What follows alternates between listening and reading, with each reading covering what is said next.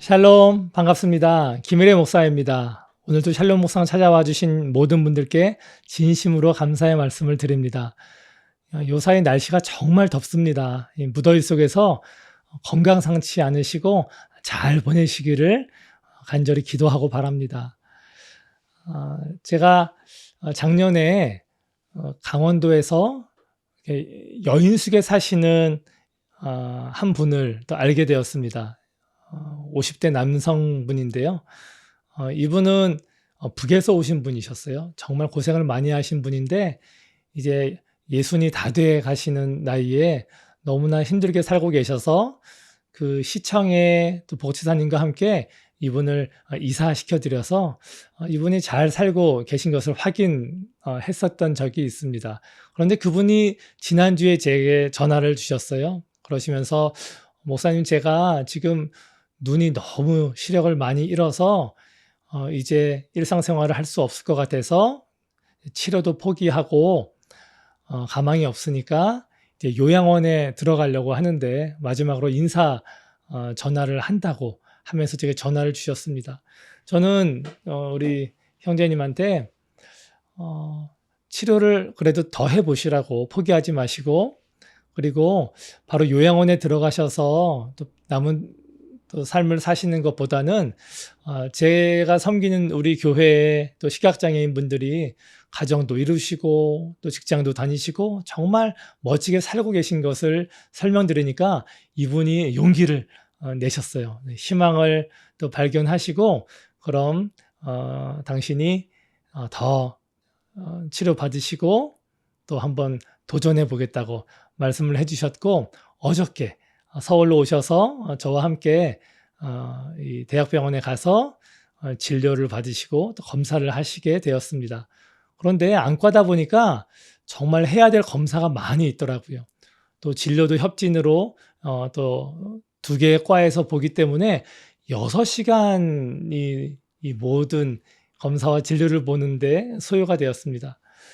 너무 저에게 미안해하시는 또 이분에게 저는 이때가 또 특별한 기회인 것 같아서 하나님에 대해서 같이 대화를 나눴었는데, 제가 예전에 이분에게 형제님과 저희의 만남은 우연이 아니라고 하나님의 계획과 섭리 가운데 만나게 된 거라고 했을 때 정말 맞는 말씀이라고, 그렇게 생각한다고 하셨습니다. 형제님은 하나님은 살아계신 것이라고 믿는다고 하셔서 어떻게 그러한 믿음을 갖게 되셨냐고, 교회를 가보신 적이 있냐라고 여쭤보니까 자신은 태어나서 단 한 차례도 교회를 가보신 적이 없다고 했습니다. 정말 전 더 신기했습니다.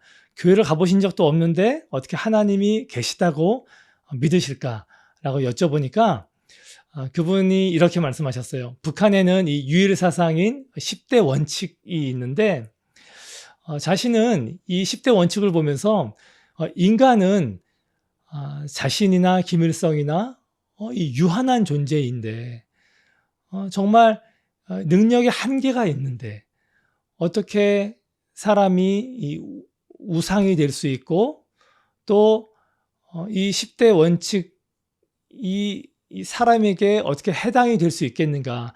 이 10대 원칙에 바로 해당되는 것은 사람이 아니고 반드시 신일 것이다. 그리고 그 신은 하나님일 것이고, 또 이 10대 원칙이 이 성경에서, 특히 10계명에서 가져온 것이라는 말을 들었기 때문에 본인은 하나님은 반드시 살아계실 것이다 라고 생각을 했다고 하십니다. 그래서 저는 우리 형제님에게 하나님에 대해서, 어떻게 이 세상과 우리를 창조하셨고 또 우리는 어떻게 타락했으며 또 우리의 구원을 위해서 예수 그리스도가 십자가에서 어떤 일을 행하셨는지를 설명드리고, 이 예수 그리스도의 이 십자가를 우리가 믿음으로 말미암아 하나님의 자녀가 되는 권세를 누리고 영원한 생명도 얻을 수 있다라고 말씀드리니까 정말 기뻐하셨습니다.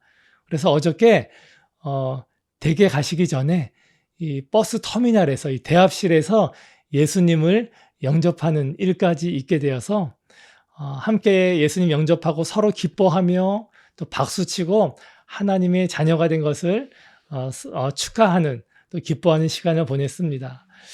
이 샬롬 묵상을 함께 하시는 모든 분들께서도 이 말씀을 통해서 하나님이 우리를 얼마나 사랑하시고 또 하나님의 자녀로 살아가시기를 원하시는지를 기억하시고 그 모든 복을 누리시기를 축복합니다. 우리가 창세기 말씀을 계속 배워나가고 있습니다.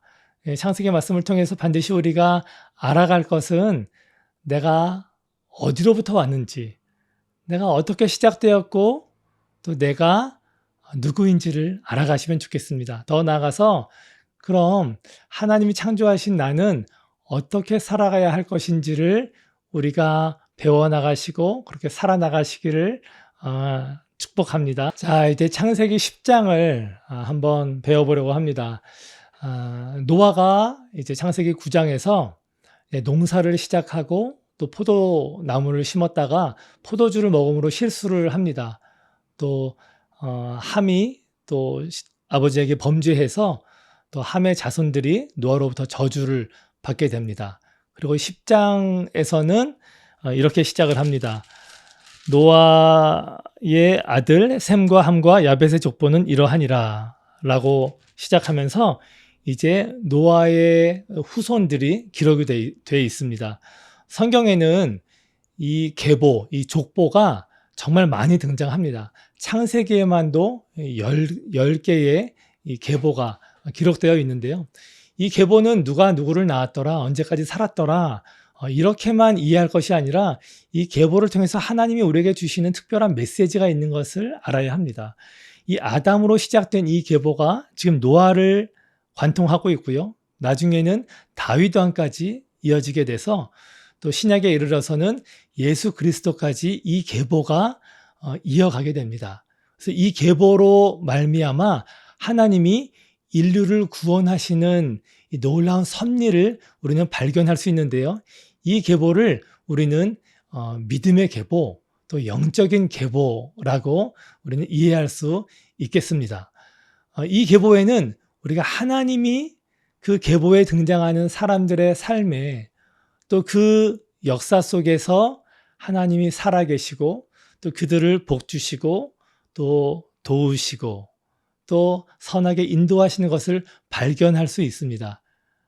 반면에 육적인 계보들이 있습니다. 그 계보는 하나님이 그들의 삶 가운데 드러나지 않습니다. 나타나지 않습니다. 정말 말 그대로 누가 언제까지 살고 죽었더라, 누구를 낳고 누구를 낳았더라, 이것이 전부입니다.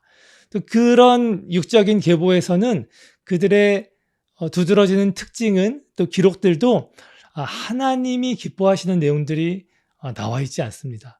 인간적인 행위들 또 인간적인 사건들만 기록되어 있는데 오늘 등장하는 이 함의 아들, 특히 니므롯의 삶도 마찬가지입니다.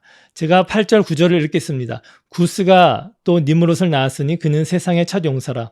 그가 여호와 앞에서 용감한 사냥꾼이 되었으므로 속담에 이르기를 아몬은 여호와 앞에 니므롯같이 용감한 사냥꾼이로다 하더라.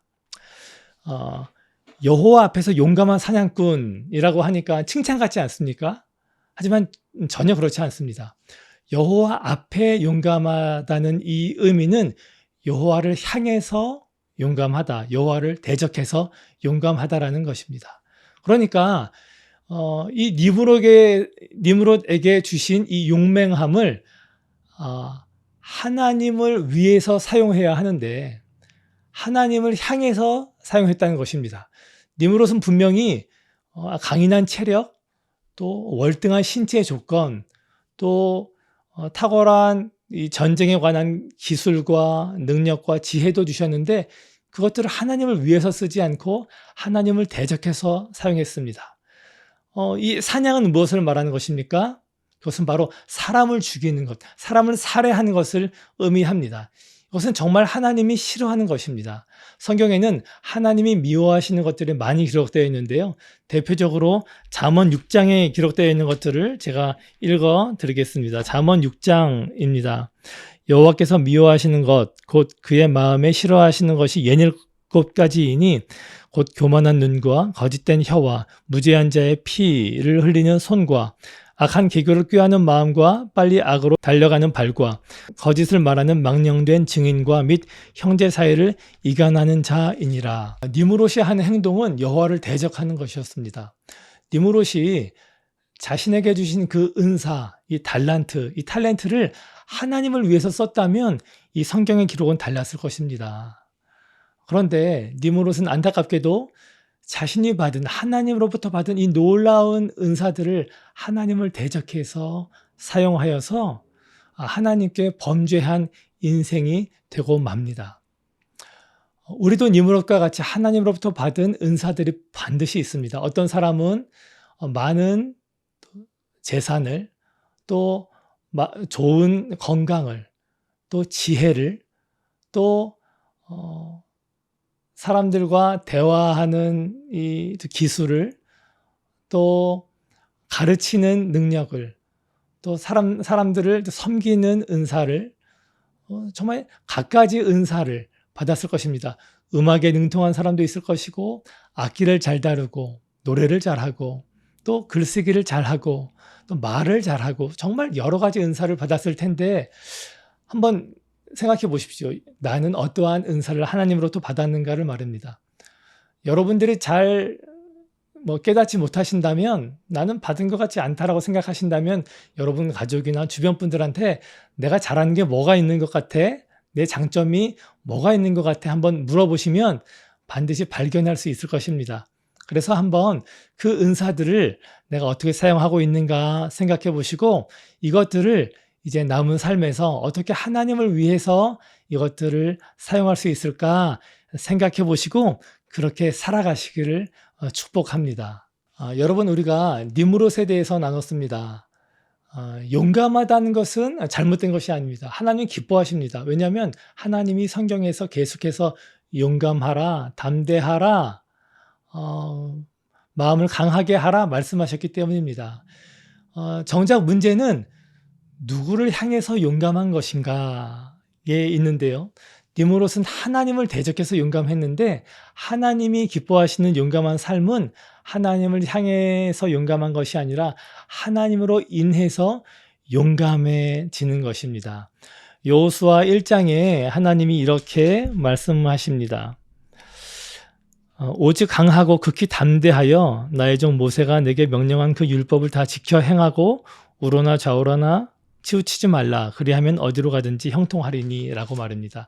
여호수아 말고서도 정말 많은 부분에 하나님이 용감하라고 설명을 하셨는데요. 시편 31편 24절에 여호와를 바라는 너희들아 강하고 담대하라. 시편 60편에도요. 우리가 하나님을 의지하고 용감하게 행하리니 그는 우리의 대적을 밟으실 이심이로다 라고 기록되어 있습니다. 하나님이 기뻐하시는 용감한 삶은 이런 것입니다. 하나님으로 인해서 기뻐하는 것이죠. 내 능력이 많아서, 내 힘이 세서, 내가 가진 게 많아서 용감한 게 아니라, 내가 비록 가진 건 없어도, 내가 비록 처한 환경이 열악해도, 내가 아무리 많은 실패를 경험했어도 내가 하나님이 함께 하심으로 용기를 냅니다. 내 상황에서는 어떠한 소망도 보이지 않지만 하나님 나에게 용감하라고, 용기 내라고, 마음을 강하게 하라고 말씀하셨기 때문에 말씀을 의지해서 내가 용기를 냅니다. 이러한 사람이 바로 하나님으로 인해 용감한 사람이고요. 하나님은 그런 사람들을 기뻐하십니다. 하나님은 그런 사람에게 내가 너와 함께 하겠다. 너가 좌로 가든지 우로 가든지 내가 너와 동행하여 너를 형통하게 할 것이다. 내가 너의 대적을 짓밟을 것이다 라고 우리에게 말씀하고 계십니다. 오늘 말씀 기억하셔서 우리의 환경 때문에 내가 용감할 수 있고 용감하지 않는 것이 아니라 오직 하나님이 나와 함께 하심으로 말미암아 나에게 용감하라고 말씀하신 그 하나님의 말씀으로 말미암아 용기를 내셔서 그 하나님으로 인해 용감한 사람에게 주시는 놀라운 축복, 언제나 동행하시고 피할 길을 내시고 새 힘을 주시고 나의 원수를 무찌르시는, 또 나의 삶을 선하게 인도하시는 그 하나님의 놀라운 축복을 누리시는 모든 분들 되시기를 축복합니다. 제가 아는 한 선교사님 소개를 드리고 말씀을 마치려고 합니다. 이분은 정말 한평생을 특히 위험한 곳에서 또 사역해 오신 분인데요. 이분은 정말 가녀린 여성 선교사님이십니다. 어려서부터 부유한 환경에서 자랐고 고생을 하신 적도 없는데 하나님이 마음을 주셔서 첫 번째 사역부터 범죄자들을 대상으로 사역을 해오셨습니다. 특별히 흉악범들, 사형수들을 만나서 그들에게 복음을 전하고 또 그들을 또 말씀으로 또 양육하시는 사역을 해오셨는데, 그분은 정말 무서운, 세상적으로는 무서운 분들을 만나실 때마다 두려운 마음이 없었다고 합니다. 세상에 벌벌 떠는 사람들을 만날 때마다 오히려 그 사람들이 안쓰럽고 또 사랑스러웠다고 합니다. 정말 하나님이 주시는 마음이 아니고는 만날 수 없는 그런 사람들을 계속 만나셨는데요. 때로는 이 재소자들을 혼내기도 하고 또 가르치기도 하고 또 위로하기도 하고, 그렇게 하나님 말씀으로 사랑으로 또 하나님 주신 용기로 살아오셨는데요. 이분이 또 몇십 년의 삶은 이 중국에서 또 탈북한 또 여성들을 또 섬기는 삶을 살아오셨는데요.